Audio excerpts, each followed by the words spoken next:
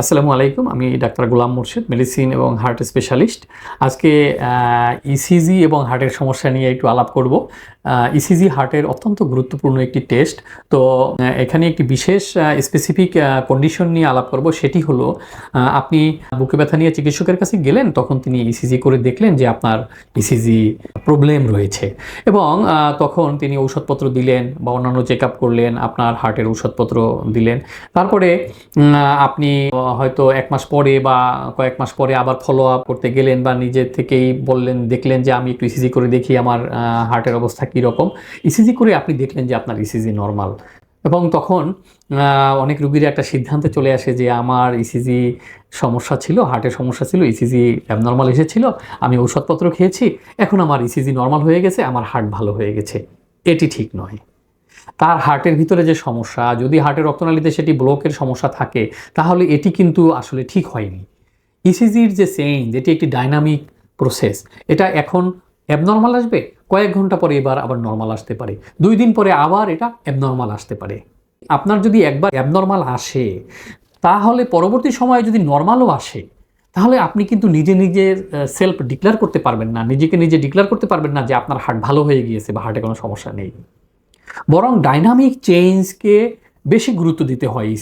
ECG dynamic change হয়, অর্থাৎ আজকে এখন একটু নর্মাল, পরে আবার খারাপ, আবার পরে আবার ভালো হয়ে গেল, এরকম যাদের চেঞ্জ হয়, ডাইনামিক চেঞ্জ হয়, তাদের কিন্তু হার্টের সমস্যা থাকার সম্ভাবনাই বেশি।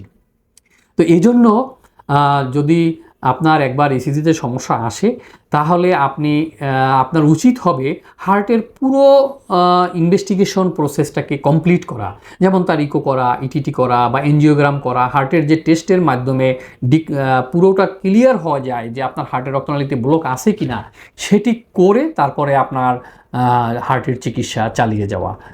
শুধুমাত্র ইসিজি দেখে আপনি যদি এভাবে সিদ্ধান্ত নেন যে আমার হার্টের সমস্যা ছিল, এখন আমার ইসিজি রিপোর্ট আমি করতে দিয়েছিলাম, ল্যাব থেকে নর্মাল লিখছে যে উইদিন নর্মাল লিমিট অথবা ইসিজি নর্মাল, সেটি দেখে আপনি হার্টের ওষুধপত্র সব বন্ধ করে দিলেন, তাহলে কিন্তু হয়তো কয়েক মাস পরে দেখা যাবে হঠাৎ করে আপনার হার্টের সমস্যা বেড়ে গিয়ে হার্ট অ্যাটাক হয়ে আপনার কার্ডিয়াক অ্যারেস্ট হয়ে যেতে পারে, হার্ট অ্যাটাক হয়ে যেতে পারে।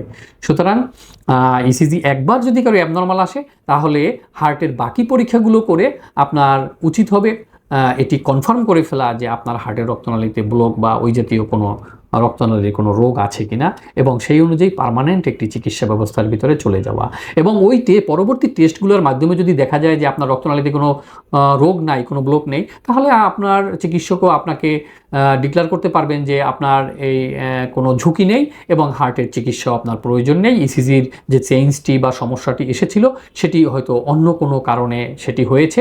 টেম্পোরারি অনেকগুলো কারণ আছে যেগুলোর কারণে ইসিজিতে অ্যাবনর্মালিটি আসতে পারে, কিন্তু হার্ট ভালো। বাট আপনাকে এটি সিদ্ধান্তে আসার আগে হার্টের অন্যান্য টেস্ট যেগুলো কনফার্ম করা যায়, যেমন ইটিটি, এনজিওগ্রাম, এগুলো করে আপনাকে সিদ্ধান্তে আসতে হবে। নিজে নিজে রিপোর্ট দেখেই সিদ্ধান্তে আসা ঠিক হবে না, তাহলে পরবর্তীতে বড় ঝুঁকির মধ্যে আপনি পড়ে যেতে পারেন। ধন্যবাদ সবাইকে।